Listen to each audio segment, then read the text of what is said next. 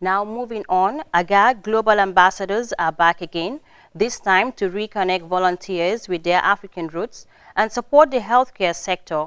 The UK-based charity recently held its third Health Awareness Day at the Old Jeuswang Health Center, where they offered a free medical checkups, medication and counseling. The AGA Global Ambassadors was founded in 2014 by Angela Rose and Arden philanthropists whose work continues to bear fruit to this day. Now, with long-standing connection to the Gambia that began in 2006, self-funded group relies on its committee members and community contributions for financial support. Now, these funds give into initiatives supporting programs in the health and education sector. Well, earlier, Afamara Baji spoke with the founder of the association, Angela Rose. Let's take a listen. This health day was born out of, I had a road traffic accident in the Gambia, and I had to visit the healthcare system in the Gambia, which caused me quite a bit of concern.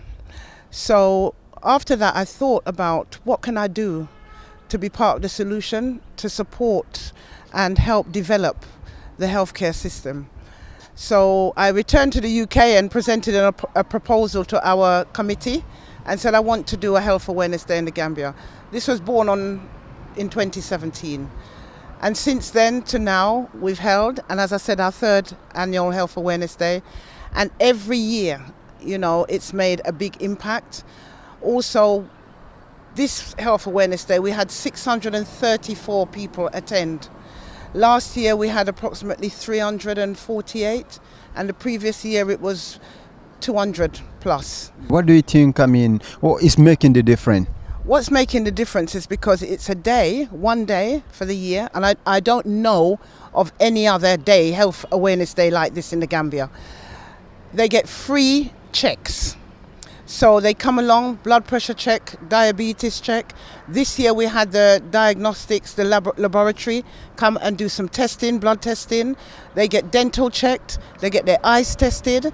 We do workshops on infection control where we teach, our Gambian brothers and sisters how to wash their hands as a preventative way of not transmitting infection, because our hands carry a lot of germs.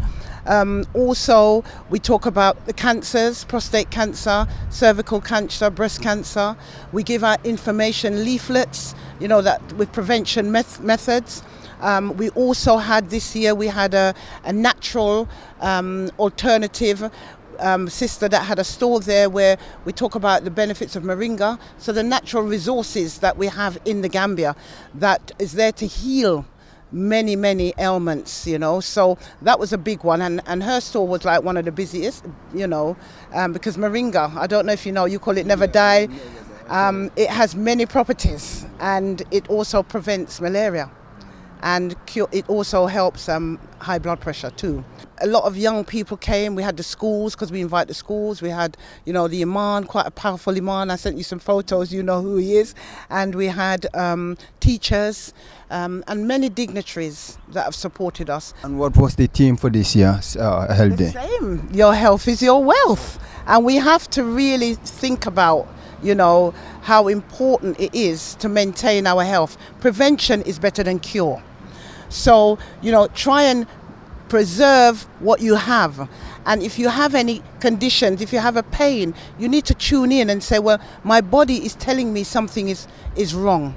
And I understand the economic side of healthcare here, because I know you may get free healthcare, but you have to pay for the medication. And sometimes that is what deters our brothers and sisters from going to the hospital if they have a sickness. So we're trying to raise awareness to say you may not be able to go, but there are other alternatives that you can do in preparation. Your health is your wealth. What does that message represent? So what we're saying is that no matter what you have, materialistically, if you don't have health, it means nothing. So your health is your wealth. That is your first wealth. Once you maintain your wealth, which is your health, you can enjoy all the other material things in life. What is the motivation behind? The motivation is that I am a descendant I am an African descendant. You know, I'm an African that was born in the UK. My parents were from the Caribbean. But we know historically, you know, the history, our ancestors were taken from Africa. So we've returned as the lost children home to home. And we're finding our way. However, we cannot ask anybody to do for us what we should be doing for ourselves. So for me, my motivation is that this is my duty, it's my responsibility as a descendant. I also have to continue what my ancestors was unable to continue. You know, they endured a lot in order for us to be here today. So I lost my mum early this year, and my mum was behind what I was doing. She actually also came to the Gambia. So in her memory, you know, that's part of it. I have to do this. I can't leave Africa to everybody else. So I love Gambia. When I go back there, Gambia keeps me focused. It empowers me for my next journey. And, you know, we've got a lot of work to do here. There are many of us here from the diaspora, many people doing things on the ground. And, you know, we've been coming here since 2003.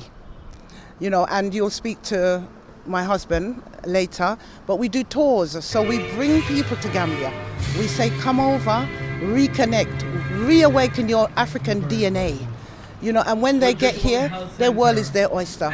So they will see the investment opportunities, and they will, you know, make sure that they can contribute. So I have a duty, it's my responsibility.